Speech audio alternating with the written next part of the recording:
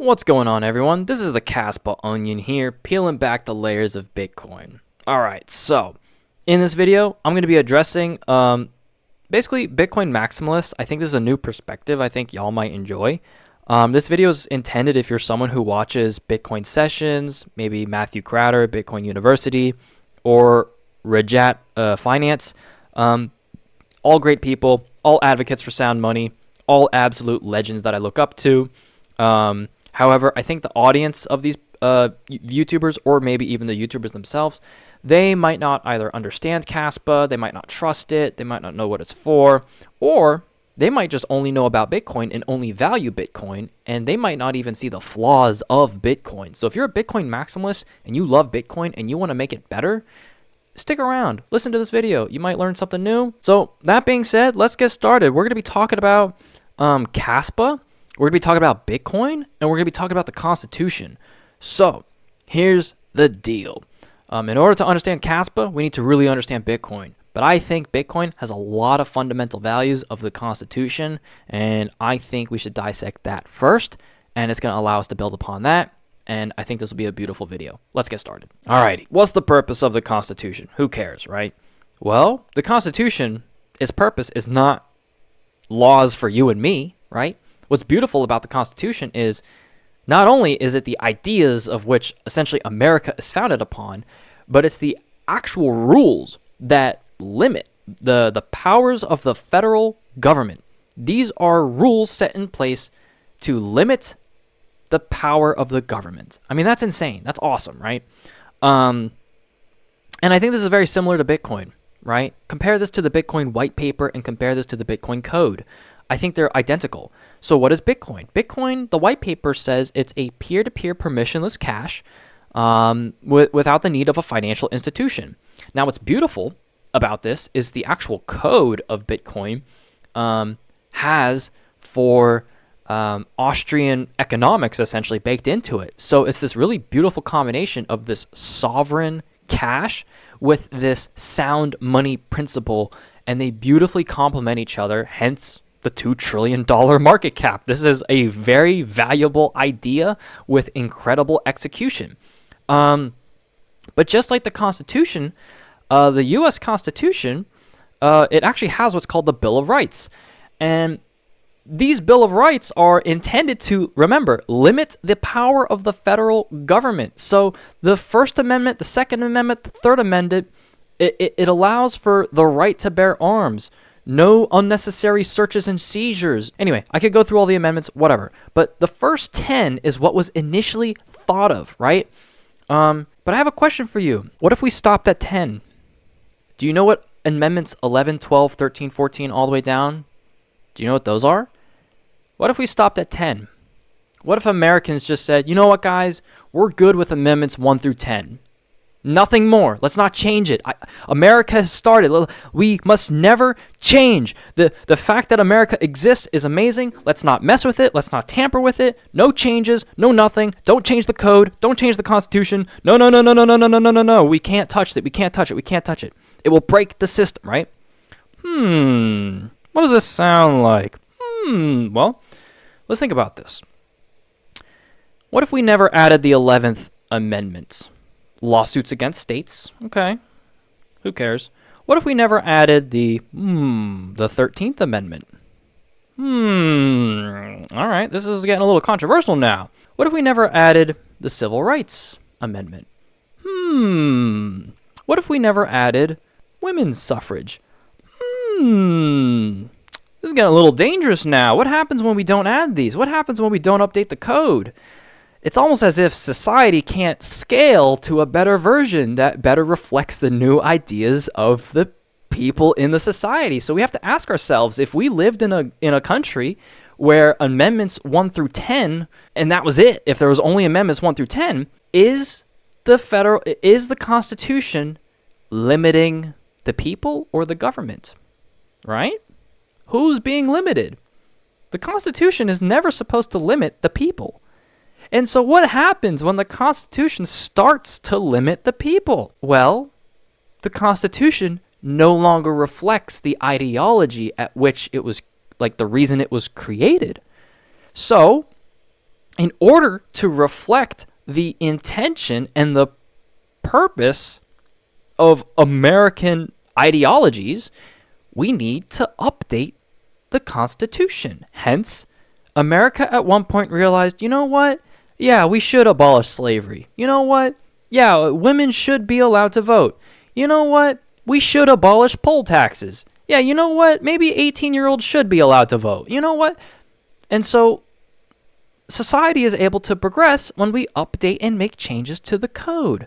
So what happens when you have a money like Bitcoin where everyone is afraid and never wants to change anything about the code?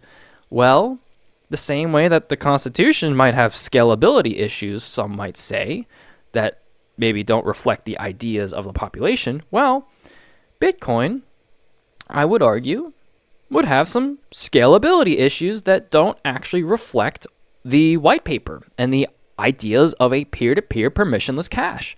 And so the way I like to think about it is, well, it's not like we're hopeless. It's not like there's nothing we can do. This is software, right? We can just make something that does reflect Bitcoin better.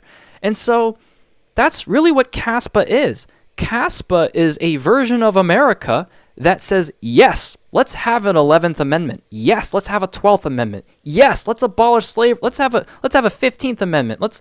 Let's keep making changes and scale to society and also have better ideologies that reflect the Bitcoin white paper. Whereas Bitcoin, on the other hand, at one point it represented the white paper, but at some point Bitcoin got to an era where it couldn't be permissionless cash. And if you think I'm wrong, then answer this question. Why does the layer 2 exist in the first place? Why is there a layer 2? You might be thinking, oh, well, that's that way you can have cheap fees and send Bitcoin like cash. Okay, well, let me ask you this then. Is the layer 2 Bitcoin? The answer is no. Bitcoin is Bitcoin. When you send a Bitcoin transaction, that is on the Bitcoin blockchain. You get the redundancy, the decentralization, the strength of all that hash power in your Bitcoin transaction because you're operating on the blockchain. Do you think people really want to use the layer 2? Do you think they want to operate not outside of Bitcoin? Look how great things are when you have Bitcoin because you're operating inside of Bitcoin. So why would you ever want to leave Bitcoin? Well, that's the real dilemma here is nobody wants to leave Bitcoin, but they're forced to because when they do want to use it as peer-to-peer cash, it's expensive. And even if it's not expensive that day, it still takes 40 minutes to sometimes 9 days for a Bitcoin transaction to go through. And this is because, well, the Constitution never went past a 10th Amendment. Bitcoin never scaled. And so instead of actually addressing the problem, let's create jerry-rigged layer 2 solutions so that way all the peons can do settlement outside the Bitcoin blockchain. Whereas if you do have money and you do have time, oh, well, you get the redundancy and the security of Bitcoin. But if you don't have those things, well, too bad, so sad, use the layer 2. So what I'm doing is I'm expressing a frustration that Bitcoin maximalists have. Bitcoin maximalists love Bitcoin so much that they don't want to leave Bitcoin. They hate the idea of a layer 2. We just want a layer 1. We don't want to do anything outside of Bitcoin. So Bitcoin no longer reflects the ideology of the white paper. So you can actually see proof of this. Notice how the narrative of Bitcoin has changed. Whereas look at the Bitcoin white paper, right? And notice how the code hasn't changed. And so let me talk about the narrative, right? At first, Bitcoin was supposed to be peer-to-peer permissionless cash. People were using it, maybe for sketchy things online. Or, they paid each other for fun. They bought a pizza with it. It was actually cash. And there's some controversy, with the block wars and whatnot. But the narrative had switched.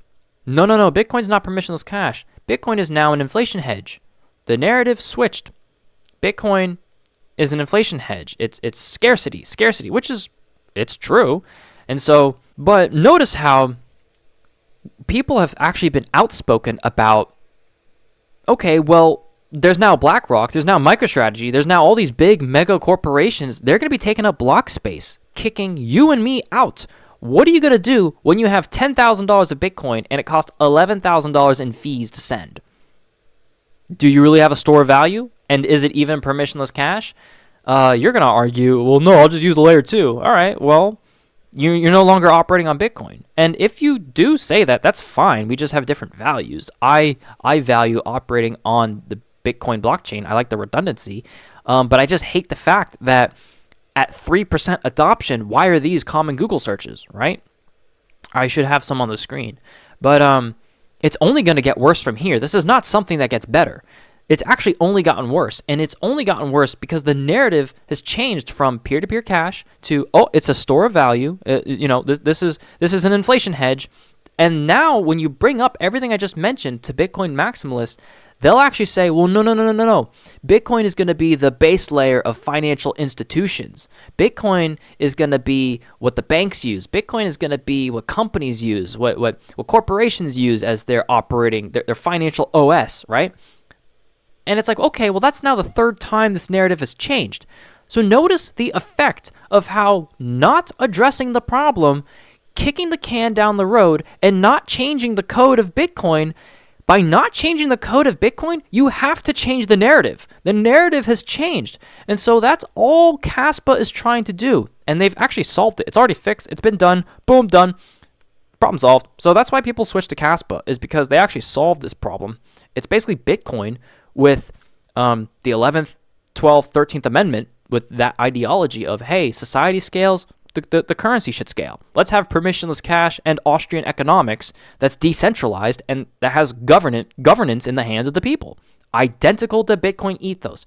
It is actually more Bitcoin than Bitcoin itself. Because the narrative of Kaspa doesn't have to change. Bitcoin's narrative does have to change because the code doesn't change. And so that's just my opinion. That's just my observation.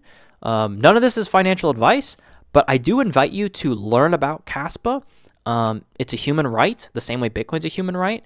And as someone who holds Bitcoin and refuses to use a layer 2, I see the writing on the wall, and I'm hedging that one day I might be priced out. And you know what? One day block space is going to cost $10,000 for a transaction to go through, and I don't know what I'm going to do.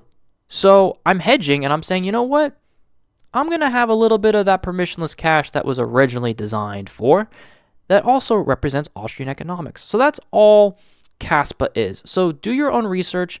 Make sure to learn more about Bitcoin, understand the flaws of Bitcoin, kick the tires. So this is more of a philosophical approach. If you want to see a more mechanical approach and you want to really kick the tires, how does Kaspa operate? What's the engine beneath it? How does all the mechanics of Kaspa work, and compare it to Bitcoin, and why is it safe or not safe, or what are the risks, or where is there less risk, right? Because Bitcoin has a lot of risks that nobody talks about, right? Then I invite you to check out the YouTube channel Kaspa Silver. He covers everything regarding that and does a phenomenal job. So thank you so much for watching. Take care. Peace.